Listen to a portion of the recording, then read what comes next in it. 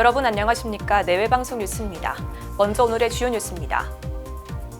미국을 방문한 김태우 국가안보실 1차장이 미국의 도감청 의혹과 관련해 동맹국인 미국이 우리에게 어떤 악의를 갖고 했다는 정황이 발견되지 않았다고 현지 시간 11일 밝혔습니다.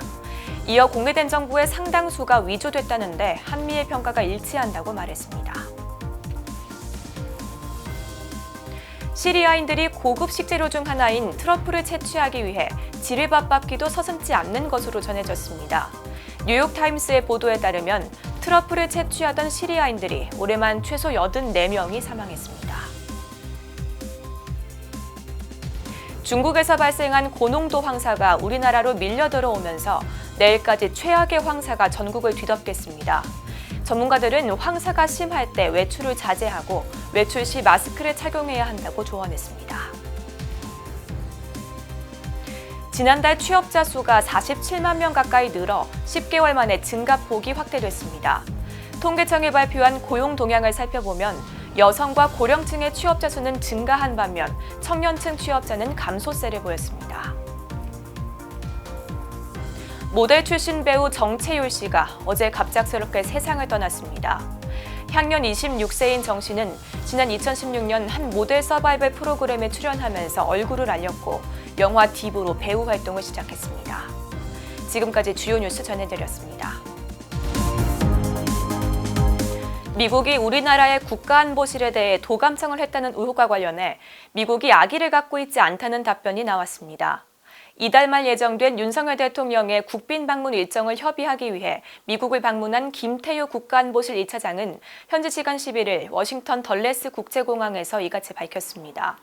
김 차장은 전날 출국 전 인천공항에서도 미국의 기밀문서 유출과 관련해 공개된 정보의 상당수가 위조됐다는 것에 한미의 평가가 일치한다고 말했습니다. 다만 조작과 관련된 구체적인 질문에는 같은 주제로 물어보신다면 저는 떠나겠다며 답을 피하기도 했습니다. 한편 로이드 오스틴 미국 국방부 장관은 기밀문건 유출과 관련해 매우 심각하게 받아들이고 있으며 동맹국들과 긴밀한 협력을 지속하고 있다고 밝혔습니다. 우리나라의 산삼과 비교할 정도로 고급 식재료로 평가받는 트러플, 즉 송로버섯을 채취하는 시리아인들이 목숨을 잃고 있습니다. 시리아산 트러플은 품질이 좋고 매운맛이 덜해 전 세계 미식가들의 사랑을 받고 있습니다. 하지만 시리아인들이 최근 트러플을 채취하기 위해 지뢰밭밟기도 서슴지 않고 있다고 뉴욕타임스가 보도했습니다. 트러플이 많이 발견되는 지역 대부분은 시리아 정부군이 장악하고 있고 과거에 내전이 발생했던 장소여서 지뢰가 설치된 곳이 많기 때문입니다. 시리아 정부군이 채집꾼들에게 지뢰 위치를 알려준다는 명목으로 돈을 요구하기도 하고 IS 대원들이 채집꾼들을 납치해 살해하는 등 올해만 84명의 트러플 채집꾼 사망자가 발생했습니다.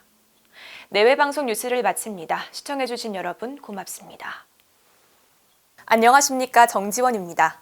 좀 더 빠른 소식을 원하신다면 오른쪽에 있는 구독하기 버튼을 눌러주시기 바랍니다.